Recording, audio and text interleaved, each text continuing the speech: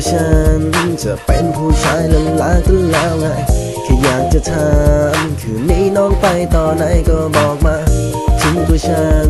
จะเป็นผู้ชายละลากันแล้วไงแค่อยากจะขออย่าให้ฉันนั้นหยุดละลากันแล้วกันถึงแม้ตัวฉันจะเป็นผู้ชายละลาแต่คนอย่างฉันก็ไม่เคยไปฆ่าใครสาวๆก็บอกว่าตัวฉันละลายใจดังไหนละจ๊ะเจ้าของหัวใจ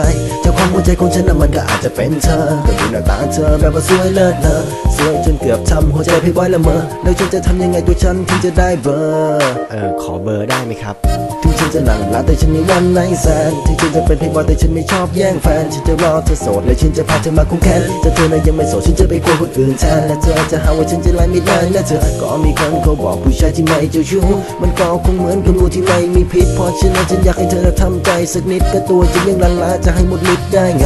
ถึงตัวฉันจะเป็นผู้ชายละลากันแล้วไงแค่อยากจะถามคืนนี้น้องไปต่อไหนก็บอกมาถึงตัวฉันจะเป็นผู้ชายละลากันแล้วไงแค่อยากจะขออย่าให้ฉันนั้นหยุดละลากันแล้วกัน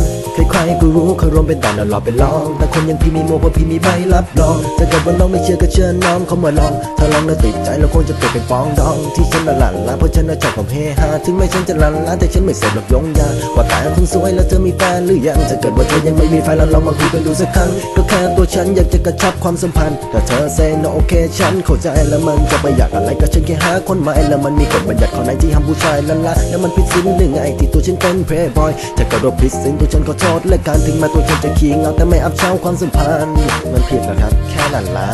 ถึงตัวฉันจะเป็นผู้ชายละลากันแล้วไงแค่อยากจะถามคืนนี้น้องไปต่อไหนก็บอกมาถึงตัวฉันจะเป็นผู้ชายละลากันแล้วไงแค่อยากจะขอ